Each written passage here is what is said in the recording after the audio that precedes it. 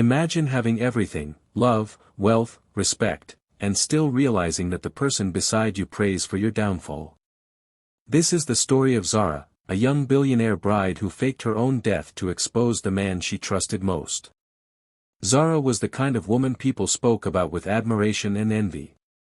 Young, confident, and self-made, she built her company from a small fashion stall in Surulere to one of the biggest luxury brands in Lagos. Her story was one of hard work, long nights, and faith that never failed her. When she met Damilola, everything seemed perfect. He was charming, educated, and came from a respected family. He made her laugh, told her she deserved rest, and promised to protect her success as if it were his own. Friends called them the power couple. Their wedding was the talk of the city. 1,000 guests, bright lights, cameras, and music that echoed till dawn. People said, "If this is love, may we find our own." But behind Zara's warm smile that day was a woman who believed too deeply in forever, and a man who had already started counting the benefits of her empire. Together, they moved into a glass mansion on Banana Island. Every morning, she kissed him goodbye before heading to work. Every evening, they sat to eat dinner under soft lights and quiet music. To everyone watching, it was the picture of peace. But even perfect pictures can hide cracks too small to see. It started with little things.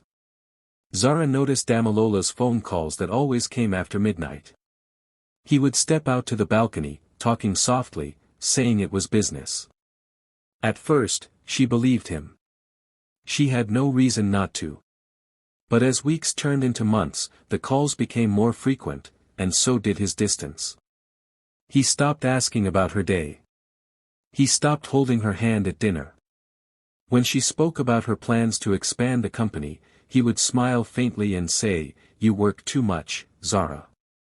Maybe slow down." But his tone didn't sound like care. It sounded like control. Then came the missing funds. Her accountant mentioned that small amounts were being withdrawn from one of her personal accounts. When she checked, every transaction had Damilola's signature. He called it a mistake, and said he only borrowed the money for a surprise investment. She wanted to believe him, and she did, because her heart was louder than her doubts. But one morning, her trusted driver, Musa, hesitated before handing her the car keys.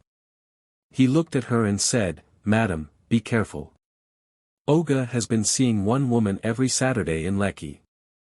I don't want to talk, but something doesn't feel right." Zara laughed it off at first, refusing to entertain suspicion. But that same week, her health began to fail. She woke up weak, dizzy, unable to eat. The family doctor ran tests but found nothing unusual. Damilola would sit by her bedside, holding her hand, telling her everything would be fine. But every time she drank the tea he prepared, her body felt worse. One evening, she looked at him as he stirred her tea and realized something: he wasn't worried about her getting better. He was waiting for her to get worse. The man who once swore to protect her life had become the one carefully taking it away. That night, as the rain fell softly on the mansion roof, Zara couldn't sleep. She lay awake, staring at the ceiling, hearing Damilola's quiet snores beside her. The man lying next to her, the man she had loved so deeply, was now her greatest danger. Her mind wandered back to the first day they met, at a charity gala in Abuja. He was charming, confident, funny. He made her laugh when everyone else treated her like a business deal. That memory hurt the most, because she realized how much she had wanted it to be real. But now, reality was staring her in the face. Every clue, every sign pointed in one direction: her husband wanted her gone. So, she made a decision, one that no one could have predicted. She would let him believe he had succeeded. She would fake her death. The plan began quietly. She confided only in one person, her personal assistant, Chioma, who had served her faithfully for years. Together, they began to prepare.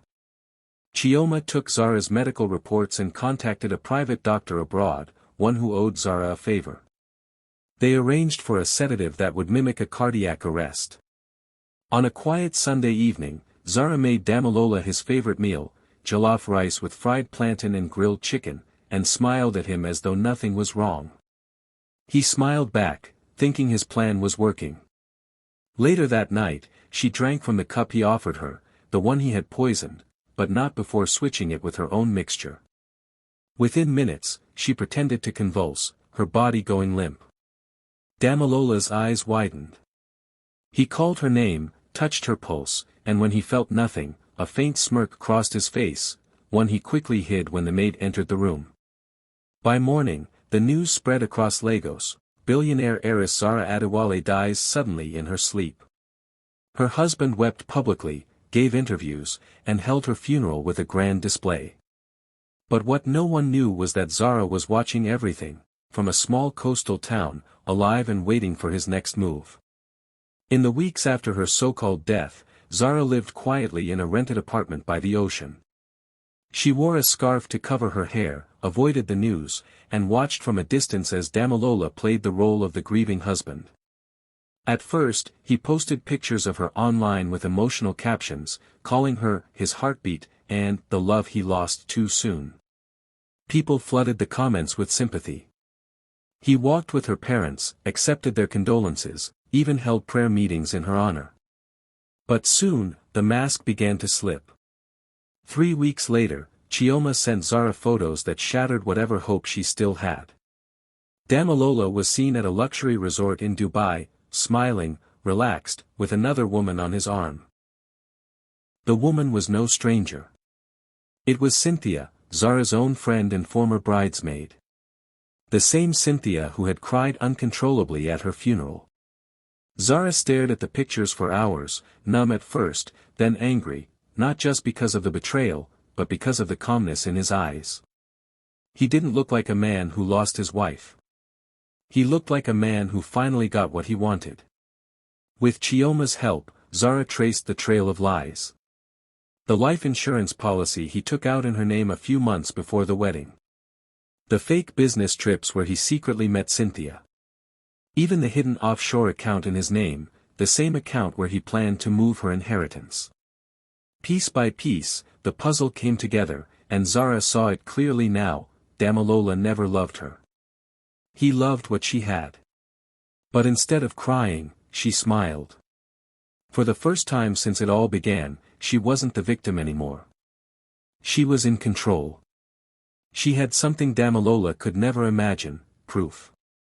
And soon, she would show the whole world who he really was. 2 months after her death, Damilola's world began to crack, and it started with a single email. A message arrived in his inbox with no sender name, only one line that made his blood run cold. "Did you really think the dead can't speak?" Attached was a video, grainy but clear enough. It showed Zara, alive, sitting in a hospital bed. Her face calm. Her voice steady. "Hello, Damilola," she said in the recording. "If you're watching this, it means your plan worked, almost." That video spread like wildfire. Within hours, every news outlet in Lagos carried the headline: "Billionaire bride Zara Adewale found alive, husband under investigation." People who had praised Damilola began to turn on him. Business partners withdrew, his family went into hiding, and Cynthia vanished. But that wasn't the end. Zara returned home, not as a widow, but as a woman reborn. Cameras flashed as she stepped out of the car in front of the same mansion she once called home. Reporters surrounded her, shouting questions, but she said nothing. She walked straight inside, calm, composed, every step echoing with power. Inside, she found Damilola waiting. His once smooth face now tired, his hands trembling. He tried to speak, but she raised a hand. "Don't," she said quietly. "You buried me once. This time, you'll bury your lies yourself." The police entered moments later with an arrest warrant. He didn't resist. As they led him away, he looked at her, not with anger, but disbelief. He had underestimated her strength. Zara watched him go, tears filling her eyes, not from sadness, but from release. For the first time in months, she could breathe again. She turned to Chioma, who stood behind her smiling softly, and whispered, "It's over." But in her heart, she knew it wasn't just an ending. It was a warning, to every person who confuses love with control, and every heart that mistakes loyalty for weakness. In life, betrayal rarely comes from strangers. It comes from the people we trust the most, the ones we let closest to our hearts. Zara's story reminds us that love without honesty is a trap, and trust without truth is dangerous. Damalola dug his own pit with greed and deceit, and in the end, he fell right into it. If you were in Zara's place, what would you have done? Would you have faked your death to expose the truth, or simply walked away? Tell us what you think in the comments, and don't forget like and share this video with someone who needs to hear this story, and subscribe for more powerful African stories that open hearts and teach lessons.